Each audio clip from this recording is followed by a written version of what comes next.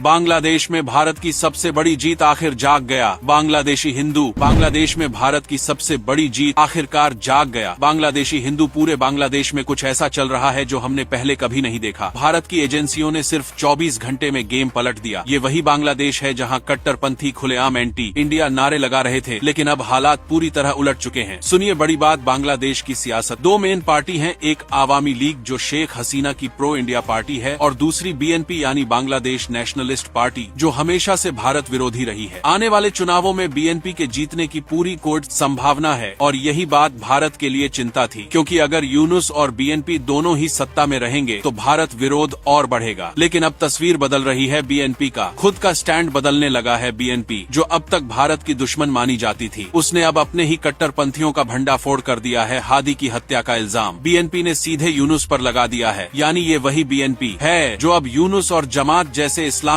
कट्टरपंथियों को एक्सपोज कर रही है। बीएनपी की सीनियर लीडर निलोफर ने कहा है कि हादी को मारा है शिशिर मुनीर ने और उस अपराधी को 2 बार बेल दिलवाई गई। यूनुस के लोगों ने जमात की मदद से बीएनपी ने पूरे देश के सामने ऐलान कर दिया कि अब वो दंगों और हिंसा के खिलाफ है।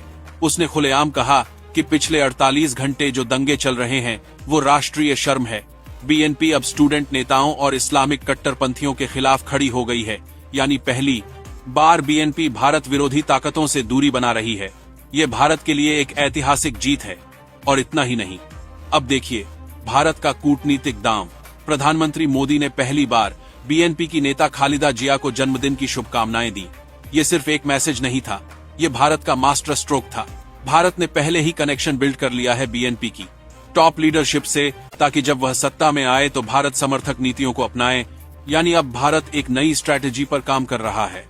पहले शेख हसीना आवामी लीग से साझेदारी थी, अब भारत बीएनपी को अपने साथ जोड़ रहा है ताकि चाहे जो भी सत्ता में आए भारत का प्रभाव बना रहे। यही है रियल गेम। ये वही मूव है जिसने बांग्लादेश की सियासत का पूरा बैलेंस बदल दिया है। और अब बात करते हैं बांग्लादेश के हिंदुओं की। दीपू चंद्र दास जो एक निर्दोष हिंदू युवक थे जिन पर पैगंबर मोहम्मद की बेइज्जती का झूठा आरोप लगाया गया और उन्हें भीड़ ने मार डाला। अब वहां की रैपिड एक्शन बटालियन ने साफ कहा है कि दीपू के खिलाफ कोई सबूत नहीं था, वो निर्दोष था, उसे फंसाया गया था। पैसे के झगड़े में इस बयान ने पूरे बांग्लादेश को हिला दिया है। इतना ही नहीं, अब रैपिड एक्शन बटालियन ने 7 मुख्य आरोपियों को गिरफ्तार किया है और 3 और को अतिरिक्त गिरफ्तार कर लिया गया। यानी बांग्लादेश की सरकार पर भारत का दबाव साफ नजर आ रहा है। ये कोई राहत नहीं, ये भारत की स्ट्रेटेजिक प्रेशर पॉलिसी का नतीजा है। भारत का विदेश मंत्रालय अब ओपनली स्टैंड ले रहा है। उसने प्रेस रिलीज में कहा कि बांग्लादेश इन अपराधियों को सिर्फ गिरफ्तार न करे बल्कि सजा तक पहुंचाए। भारत इस केस को क्लोजली मॉनिटर कर रहा है और हिंदू समुदाय की सुरक्षा के लिए पूरी जिम्मेदारी महसूस कर रहा है। यानी अब संदेश साफ है, भारत पीछे हटने वाला नहीं। बांग्लादेश में जो अमानवीय घटनाएं हिंदुओं के साथ हो रही हैं, उनका जवाब भारत राजनीतिक और कूटनीतिक दोनों स्तर पर दे रहा है। सिर्फ 24 घंटे में पूरा सीन पलट गया। जहां कट्टरपंथी भारत के झंडे जला रहे थे, अब वही बीएनपी उनके खिलाफ खड़ी है। हिंदुओं के लिए ये उम्मीद की नई किरण है। भारत अब बैकफुट पर नहीं है, पूरे आत्मविश्वास के साथ मैदान में उतर चुका है। ये जीत सिर्फ एक पॉलिटिकल चेंज नहीं बल्कि एक साइकोलॉजिकल विक्ट्री है। भारत ने साबित कर दिया कि चाहे सियासत बांग्लादेश की हो या मानसिकता, वहां के लोगों की हर मोर्चे पर भारत मास्टर स्ट्रोक खेल सकता है।